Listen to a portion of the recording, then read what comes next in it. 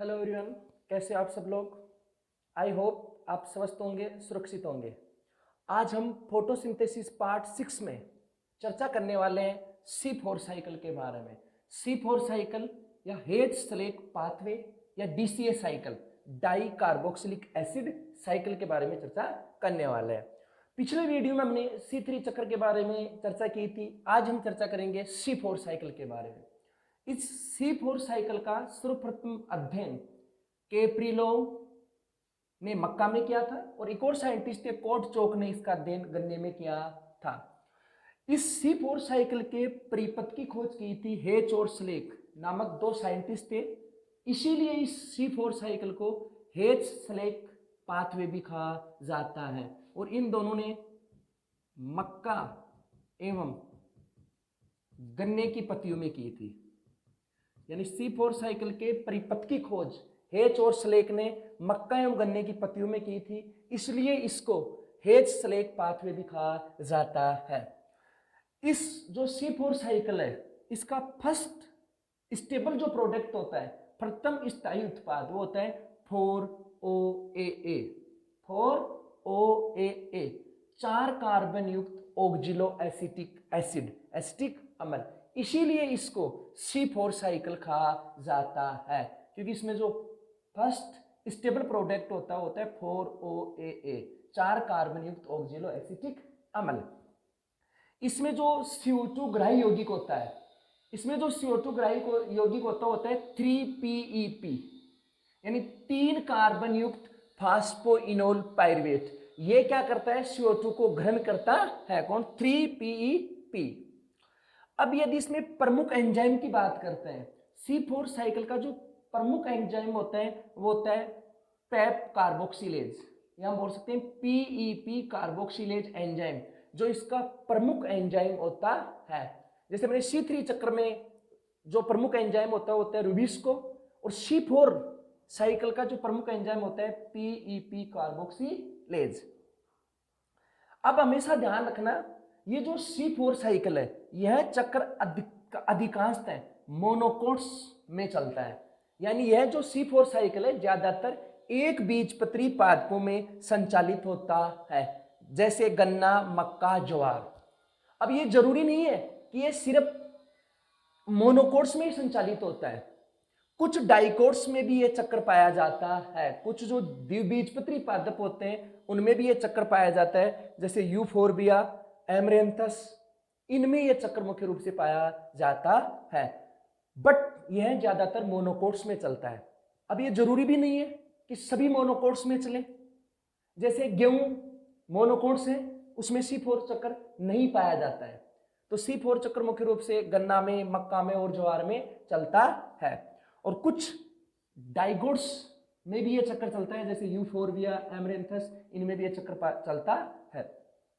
अब जो C4 plants होते हैं, जो C4 पादप होते हैं, तो C4 पादपों की पत्तियों में क्रेंज एनाटोमी उपस्थित होती है, यानी क्रेंज शारीरिकी पाई जाती है।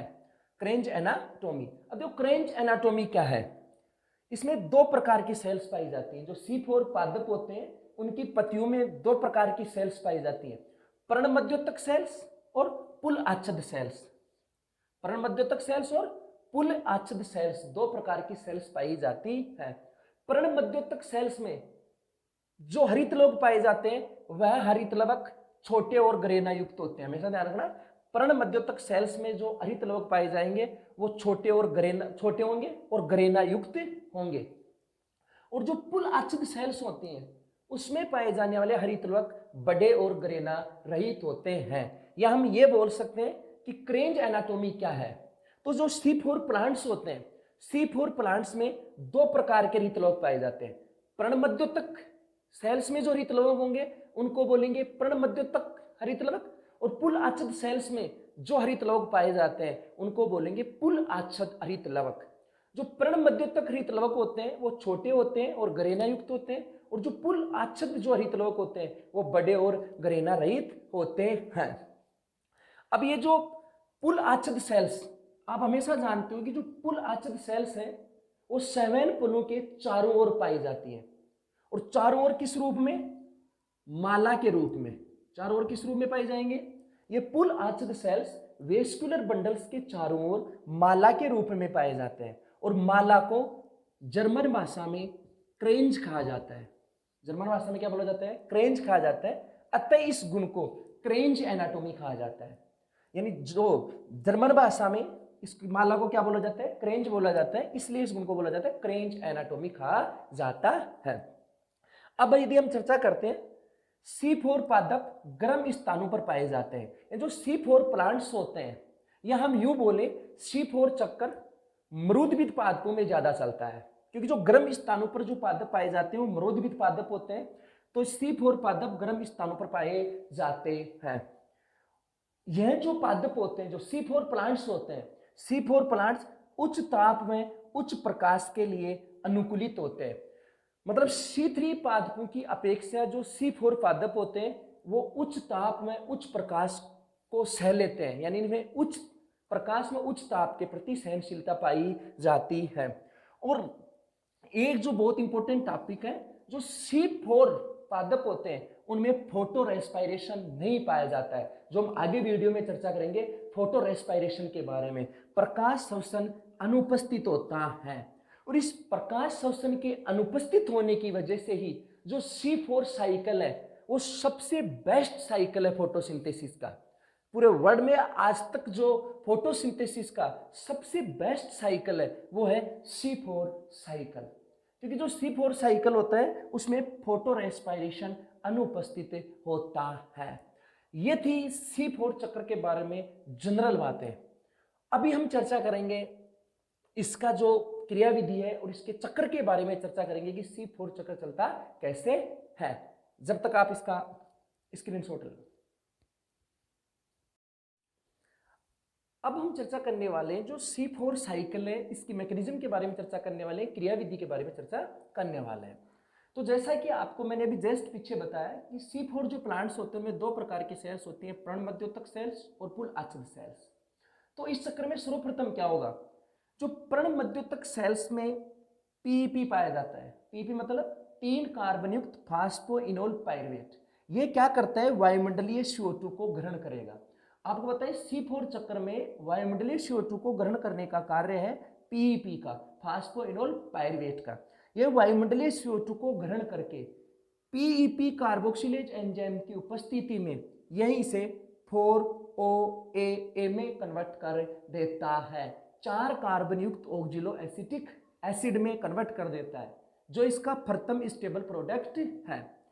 तत्पश्चात क्या होगा, इस 4OA का मेलेट आयन में क्या हो जाएगा? अपचयन हो जाएगा। मतलब 4 कार्बनिक जो ऑक्जिलो एसिटिक एसिड है वो मेलेट आयन में बदल जाएगा और इसी दौरान जो NADPH2 है उसका NADP में ऑक्सीकरण हो जाता है, ऑक्सीडेशन हो जाता है।